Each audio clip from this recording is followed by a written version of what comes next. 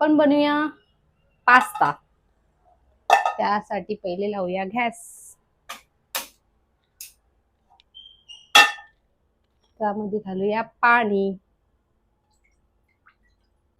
First time आहे, so mistake होत राहतील, त्यामधूनच आपण शिकूयात. Let's go. सो देन आपण टाकूया पास्ता बॉईल करण्यासाठी.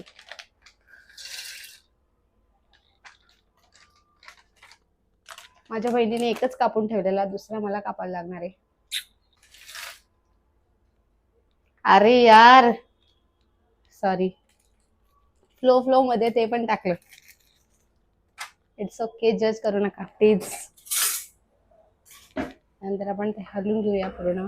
माझं काम माझ्या बहिणीने अर्ध करून ठेवलेलं आहे. त्याने सगळे चॉप करून ठेवलं होतं. तर काही ना काहीतरी गडबड होतेच. सो इकडे आपण थोडस गॅस कमी करायला गेलो तर गॅसच पूर्ण गेला.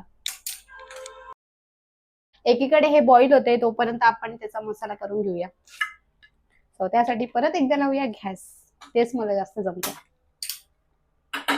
ओके, सो याच्यामध्ये आपण टाकणार आहोत आता तेल आणि मसाले. तुम्हाला हवं तेवढं तेल टाका. त्यामध्ये आपण टाकूया लसूण.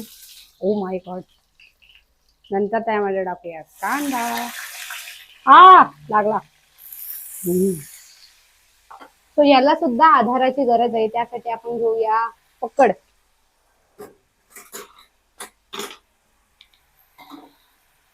ओके, हे करत असताना तुम्ही इकडे दुर्लक्ष करू नका, कारण की हा जर जास्त बॉईल झाला तर काहीच फायदा होणार नाही. सो हा आपण बघू शकतोय शिजलेला आहे. मधलं सगळं पाणी काढून आपण याला असं वेलून घेऊया. चेक करा, त्यानंतरच तुम्ही त्याला बाहेर काढा नक्की शिजलाय की नाही. हा गोल्डन ब्राऊन कलर आला आहे.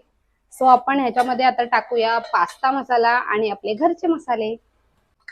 हे घरचे मसाले आहेत, तुमच्या आवडीनुसार तुम्ही घाला. आता मला तिखट जास्त लागतं. हे हमारा ये pasta masala. Trust the process guys, हे चांगलं होणार आहे. त्यामध्ये मी थोडंसं पाणी टाकते, ते चांगलं शिजून होईल. चवीपुरतं मीठ. किती भारी वाटतंय, तुम्ही बघू शकताय. छान तरी आले याच्यात. आणि त्यात आपण टाकणार आहोत हा आपण वेलून घेतलेला आहे तो पास्ता. आपण ह्याच्यामध्ये टाकूया. सो चला, आता त्याला हलक्या हाताने असं मिक्स करून घ्या. म्हणजे कोथिंबीर. आणि ह्याशिवाय अपूर्ण आहे सगळं माझं जेवण आणि हा पास्ता सुद्धा. It's done.